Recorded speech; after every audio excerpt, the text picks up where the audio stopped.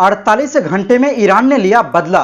पहले अमेरिका ने किया था ईरानी जहाज पर कब्जा, अब ईरानी फौज ने एक नहीं 2 इजरायली अमेरिकी जहाज को कर लिया कब्जा। जवाबी कार्रवाई देख दुनिया हैरान। उधर ट्रंप के सपोर्ट नहीं मिलने पर यूक्रेन ने उठाया ऐसा कदम, अब अमेरिका को हर हाल में करना होगा सपोर्ट। ऐसा क्या कर दिया, आप भी हैरान हो जाएंगे। इनके अलावा चीन का हाथ, पाकिस्तान का साथ, 2 पाकिस्तानी अंतरिक्ष यात्रियों को ट्रेनिंग देगा बीजिंग, भेजेगा स्पेस स्टेशन। आखिर क्यों है खास? और साथ में आपको बताएंगे मैक्सिको में अमेरिकी इंटेलिजेंस अधिकारियों के साथ बड़ा हादसा, कई अधिकारियों की मौत। दोस्तों एक एक करके सभी खबरें इस वीडियो में आपको बताते हैं।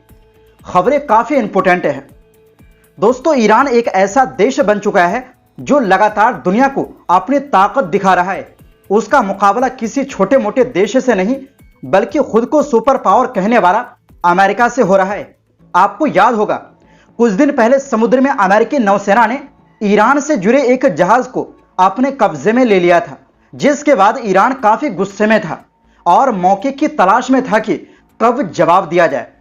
अब लगता है कि ईरान ने वही मौका पकड़ लिया है। रिपोर्ट्स के मुताबिक उसने इजरायल और अमेरिका से जुड़े जहाजों को अपने कब्जे में लेकर साफ संदेश दे दिया है कि वो हर कदम का जवाब देने के लिए तैयार है और उनके समुद्र में दुनिया के किसी भी ताकत की नहीं चलने वाली। दोस्तों ईरान ने 48 घंटे बाद होर्मुज में अपने जहाज पर हुए हमले का बदला ले लिया है।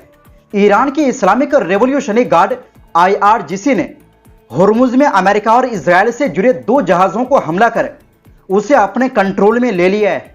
इनमें एक जहाज पर लाइबेरिया और एक पर पनामा का झंडा लगा था। ईरान का कहना है कि इन जहाजों ने होर्मुज में नियमों का उल्लंघन किया, जिसके कारण यह कार्रवाई हुई। ईरानी मीडिया का कहना है कि ग्रीक के एक जहाज पर भी हमला किया गया है। इससे पहले रविवार 20 अप्रैल को ईरान के एक जहाज पर अमेरिकी सेना ने हमला किया था।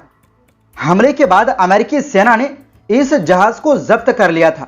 अमेरिकी मीडिया के मुताबिक जहाज पर चीन से मिसाइल बनाने का सामान लदा था। सेंटकॉम ने इस जहाज को अभी तक अपने कंट्रोल में ले रखा है। यानी अमेरिका ईरान से जुड़े जहाज को कब्जे में लेकर एक तरह से ईरान पर दबाव बनाने की कोशिश कर रहे थे कि ईरानी जहाज को हम समुद्र में कहीं भी नहीं छोड़ेंगे अगर वो हमारी शर्त नहीं मानेंगे तो। लेकिन फिर भी ईरान अमेरिका के शर्त मानने को तैयार नहीं और बल्कि ऊपर से जवाबी कार्रवाई कर रहा है, उसी अंदाज में जिस तरह अमेरिका कर रहा है। मरीन ट्रैफिक के मुताबिक इस्लामिक रेवोल्यूशनरी गार्ड ने नाव के जरिए ओमान के पास 2 जहाजों को घेर लिया। इन जहाजों पर पहले फायरिंग की गई और फिर इसे कब्जे में ले लिया। इसके बाद होर्मुज के पास ग्रीक के एक और जहाज को ईरान ने कब्जे में लिया है। इन जहाजों पर क्या लदा था इसके बारे में कोई जानकारी नहीं दी गई। सरकारी बयान में IRGC ने इन जहाजों का कनेक्शन यहूदी शासन यानी इजरायल से जोड़ा है। दोस्तों जिन जहाजों को ईरान ने कंट्रोल में लिया है उसका नाम MSC फ्रांसिस्का और एपामिनेट्स है। तीसरे जहाज के बारे में ज्यादा जानकारी नहीं दी गई। ईरान ने बुधवार को संसद में 12 पॉइंट वाला एक प्लान संसद में पेश किया है। संसद से मुहर लगते ही इस प्लान को अमल में लाने की बात कही गई। इसके तहत होर्मुज से किसी भी इजरायली जहाजों को नहीं गुजरने देने की बात कही गई। इसके अलावा उसके मित्र देश के जहाजों पर भी ईरान ने एक्शन लेने की बात कही है। ईरान ने होर्मुज में ईरानी रियाल के जरिए टोल लेने की बात कही है। और इसी के साथ दोस्तों रूस और यूक्रेन की जंग 4 साल बाद भी खत्म नहीं हुई और अब यूक्रेन एक अलग ही तरीका अपनाने की कोशिश कर रहा है। जैसे कि आप सभी को पता है जब जो बाइडेन सत्ता में थे तो यूक्रेन को भर भर कर अमेरिका से मदद मिल रहा था, किसी भी तरह की कोई कमी नहीं हुई थी। लेकिन रिपोर्ट के मुताबिक डोनाल्ड ट्रंप के फिर से सत्ता में आने के बाद यूक्रेन को मिलने वाली अमेरिकी मदद कम हो गई। ऐसे में यूक्रेन ट्रंप को अपने पक्ष में करने के लिए नया दांव खेल रहा है। द न्यूयॉर्क टाइम्स की रिपोर्ट कहती है कि यूक्रेन के कुछ अधिकारियों ने डोनबास इलाके के एक हिस्से का नाम डोनी लैंड रखने का प्रस्ताव रखा है। बताया जा रहा है कि यह इलाका काफी बड़ा है, करीब 80 किलोमीटर लंबा और 65 किलोमीटर चौड़ा, और यहां लाखों लोग रहते हैं। यह वही इलाका है जहां सबसे ज्यादा लड़ाई हो रही है और जो बातचीत में सबसे बड़ा मुद्दा बना हुआ है। मतलब रूस के निशाने पर जो इलाका सबसे ज्यादा है उसी का नाम डोनाल्ड ट्रंप पर रखने का प्लान है। मजेदार बात यह है कि इस प्लान को और क्रिएटिव बनाने के लिए एक यूक्रेनी नेगोशिएटर ने चैट जीपीटी की मदद से इस इलाके के लिए नेशनल एंथम यानी राष्ट्रीय गीत और हरे सुनहरे रंग का झंडा तक डिजाइन कर दिया। हालांकि अभी तक इस पर कोई आधिकारिक ऐलान नहीं हुआ है। रिपोर्ट के मुताबिक यह आइडिया बातचीत के दौरान थोड़ा मजाकिया अंदाज में सामने आया था, लेकिन इसके पीछे मकसद साफ है, ट्रंप को खुश करके उन्हें रूस के खिलाफ सख्त रुख अपनाने के लिए मनाना। यूक्रेन के लोगों का मानना है कि अगर किसी इलाके का नाम ट्रंप से जोड़ दिया जाए तो शायद अमेरिका उस इलाके के मामले में ज्यादा दिलचस्पी ले और रूस के दावों का विरोध करे। इधर बातचीत में और भी ऑप्शन पर चर्चा हो रही, जैसे इस इलाके को डिमिलिटराइज जोन बना दिया जाए, यानी हथियार और फौजी से मुक्त, या फ्री इकोनॉमिक जोन, या फिर ऐसा इलाका जहां किसी एक देश का पूरा कंट्रोल ना हो। लेकिन दिक्कत यही है, रूस चाहता है कि डोनबास पर उसका पूरा कंट्रोल हो, जबकि यूक्रेन इसके लिए तैयार नहीं है।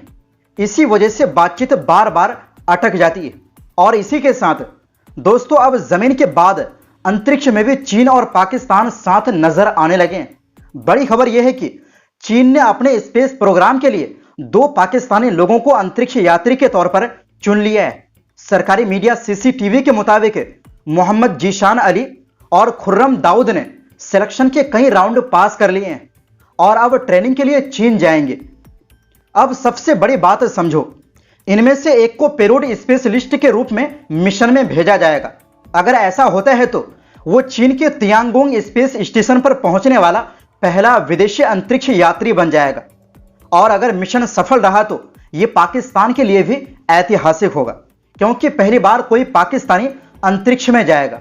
दोस्तों चीन इसे सिर्फ एक स्पेस मिशन नहीं बल्कि इंटरनेशनल सहयोग का बड़ा उदाहरण बता रहा है। उनका कहना है कि उनका स्पेस प्रोग्राम दुनिया के लिए खुला है और वो चाहते हैं कि बाकी देश भी उनके साथ जुड़े।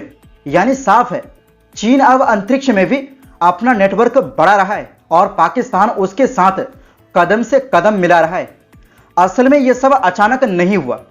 फरवरी 2025 में चीन और पाकिस्तान के बीच एक समझौता हुआ था, जिसमें तय हुआ था कि दोनों देश मिलकर अंतरिक्ष यात्रियों को ट्रेनिंग देंगे और स्पेस प्रोग्राम में सहयोग बढ़ाएंगे।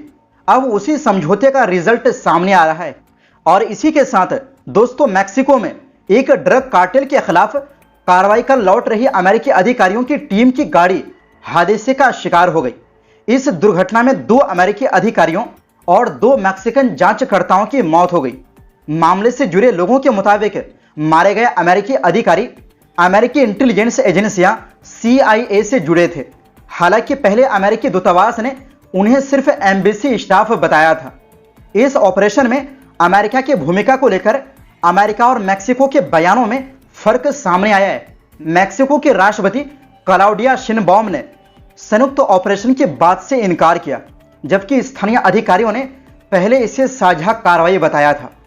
यह मामला ऐसे समय सामने आया है जब अमेरिकी राष्ट्रपति डोनाल्ड ट्रंप लैटिन अमेरिका में ड्रग कार्टेल के खिलाफ सख्त रुख अपना रहे हैं। तो दोस्तों फिलहाल के लिए इस रिपोर्ट में बस इतना ही। फिर मिलते हैं एक नई रिपोर्ट्स के साथ।